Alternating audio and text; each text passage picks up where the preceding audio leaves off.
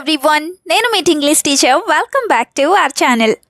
I hope everyone is doing well. ప్రతిరోజు లాగానే ఈరోజు కూడా మీకోసం మరొక యూస్ఫుల్ వీడియో.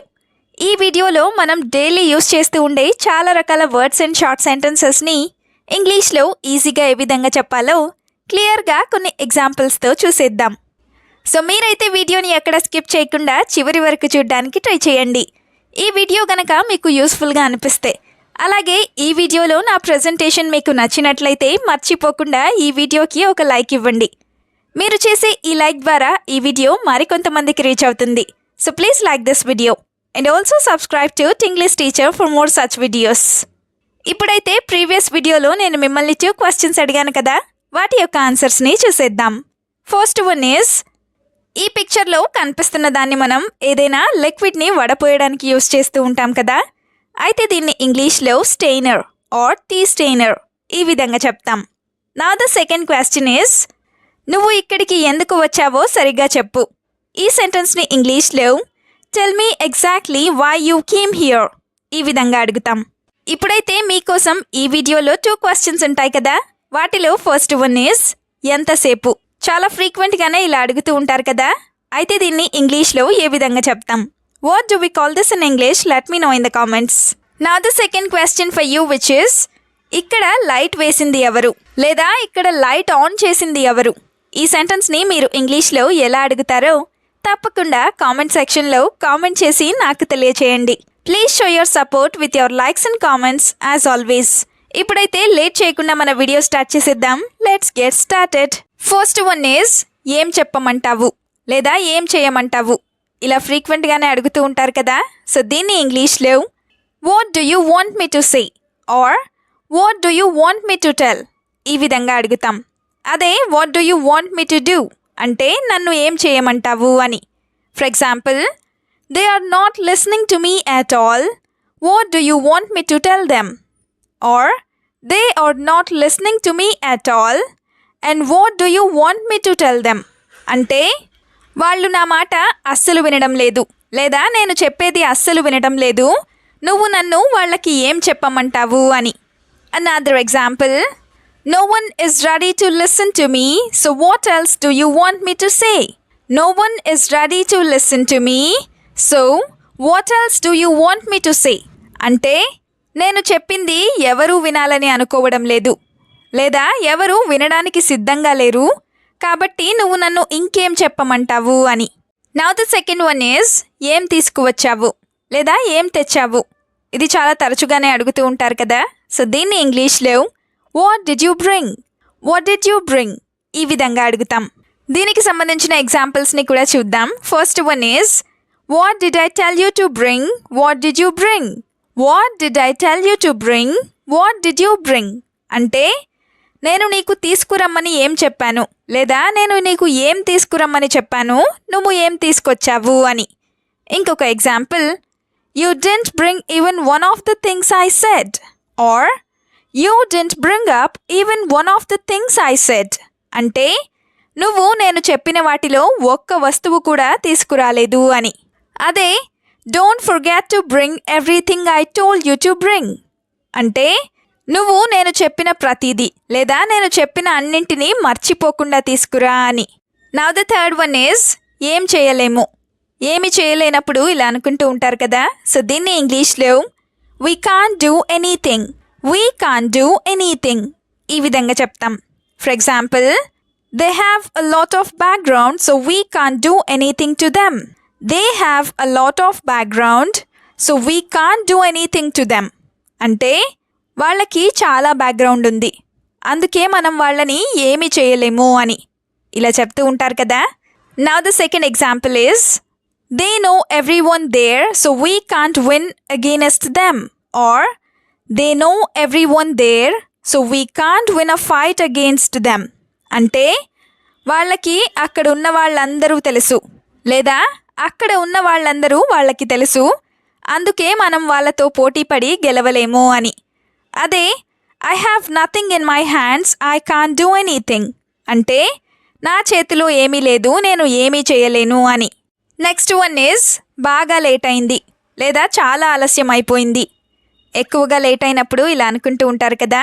సో దీన్ని ఇంగ్లీష్లో it is too late are it's too late ఈ విధంగా చెప్తాం. For example, the traffic was so heavy today that I was very late. The traffic was so heavy today that I was very late అంటే ఈరోజు traffic చాలా ఎక్కువగా ఉండటం వల్ల నేను చాలా లేట్ అయిపోయాను లేదా నాకు చాలా ఆలస్యం అయిపోయింది అని. ఇంకొక ఎగ్జాంపుల్, it is getting late today I have to go quickly otherwise the people at home will worry about me. Or it's getting late today I have to go quickly otherwise the people at home will worry about me అంటే బాగా ఆలస్యం అయిపోతుంది, నేను త్వరగా ఇంటికి వెళ్ళాలి, లేకపోతే ఇంట్లో వాళ్ళు నా గురించి కంగారు పడుతూ ఉంటారు అని. వర్రీయింగ్ అంటే కంగారు పడటం అని. నెక్స్ట్ వన్ ఈజ్ ఏమీ అనుకోకు. ఏమనుకోకు అని మనం చాలా కాన్వర్సేషన్స్లోనే యూస్ చేస్తూ ఉంటాం కదా. సో దీన్ని ఇంగ్లీష్లో you don't think anything, you don't think anything ఈ విధంగా చెప్తాం.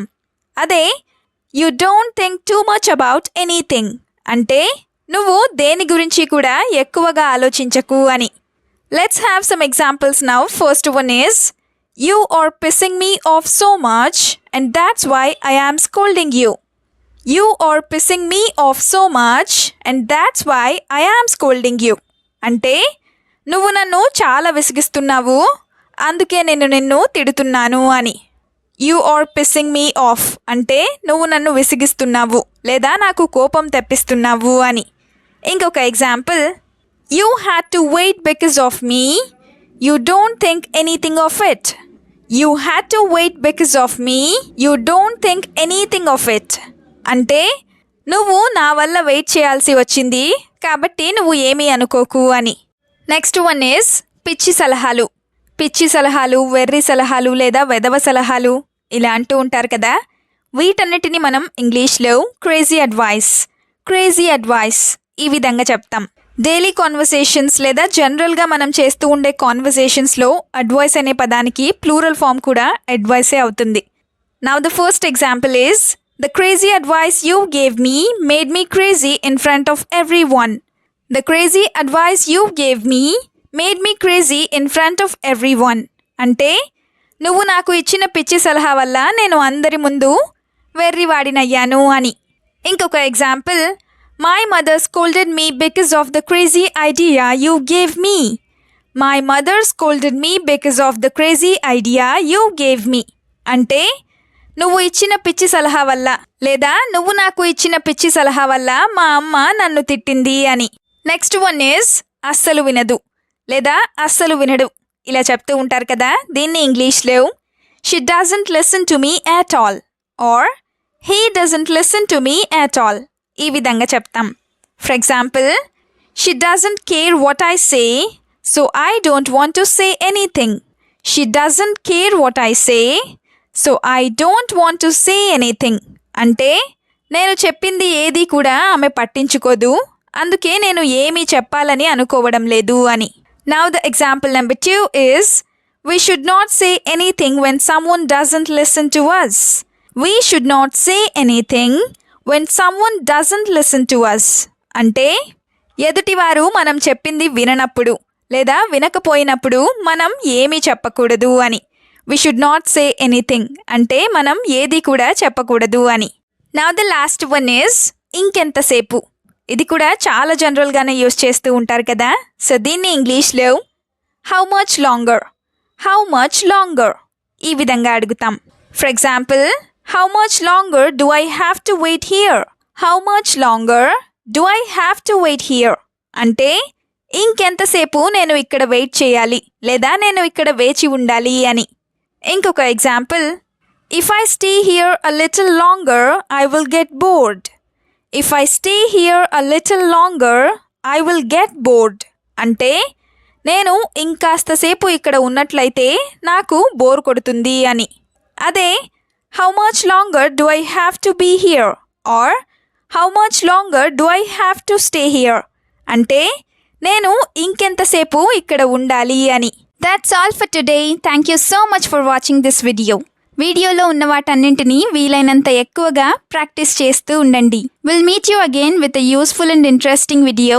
Until then, keep learning, keep practicing, and keep supporting Tinglish Teacher. Have a nice day. Bye bye.